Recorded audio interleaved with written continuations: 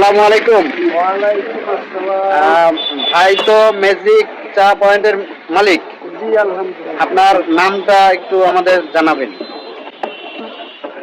মোহাম্মদ দুলাল কাজী, আমাদের ইউনিয়ন হলো কাশীপুর ইউনিয়ন। আপনি স্থানীয় লোকই। আমি স্থানীয় লোক। এই যে স্পেশাল চা এইটা শুরু করছেন কত সাল থেকে? এইটা আমি আসলে শুরু করছি আর 14 বছর।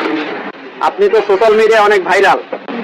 আলহামদুলিল্লাহ, আমরা আপনাদের দোয়া। শুরুতে এই চায়ের দাম আসলে কত ছিল? আজকে ছিল 5 টাকা, আর আমার দোকান আসলে ওই বাজারে।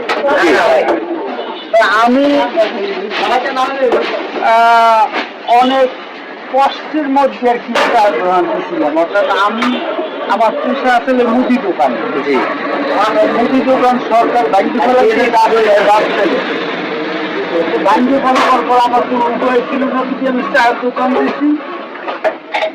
প্রথম 5 টাকা বেচছি, এরপর 7 টাকা, এরপর 10 টাকা, এরপর 20 টাকা, এরপরে এখন বেশি 30 টাকা 50 টাকা।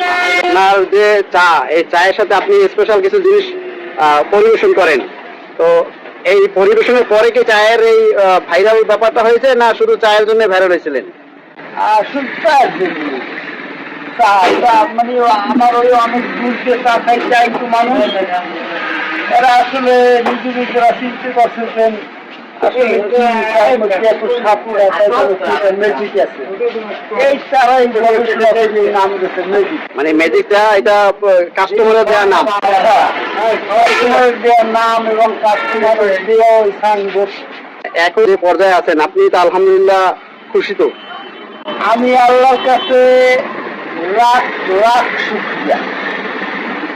আমি শুকিয়ে কি করবো জানেন, যে আমি মানুষের একটু ভালো খাওয়াইতে পারি। আমার একটা কাপ, এই এই চাইল্ডের কি হয়, চাইল্ড বালতি, এরপর আরো একটা বালতি আছে এই দেশে, একবার কি 2 জন কি 3 জন কি চাইল্ড, এই চাইল্ডের কি পানিতে 2 হাত দিয়ে ধুবে, ধোয়ার পরে এই জায়গায় ধুবে, এই জায়গায় ধোয়ার পরে আমি গরম পানিতে সেদ্ধ করার পরে আমি এইভাবে চা দিচ্ছি। আমরা চা করতে আচ্ছা, সিজন ভেদে কম বেশি সেল হয় কিনা, না একই রকম সেল হয়? আলহামদুলিল্লাহ একই রকম সেল হয়, কিন্তু ঈদ কোরবানি আইলে একটু আপনি দৈনিক কত লিটার দুধের চা বিক্রি করেন? এবারে 150। তাতে কয় কাপের মতো চা হয়? তাতে কত এভারেজ তো করছি, আবার চায়ের কত এভারেজ করি, মনে করেন 400-500। এর সাথে তো ওই যে আলাদা পরিবেশন করেন সেটাও যায়। এখানে কি ওই খাবারের যে অন্য কিছু আইটেমের কথা শুনলাম সেগুলোও বিক্রি করেন? হয়। চায়ের দোকান প্লাস হোটেল?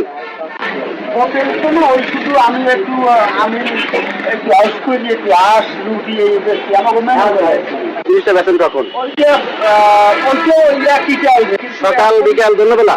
হ্যাঁ। এখন আসলে ঈদ উপলক্ষে ওই যে রাখা হয় না, কিন্তু নাইলে সবসময় রাখা।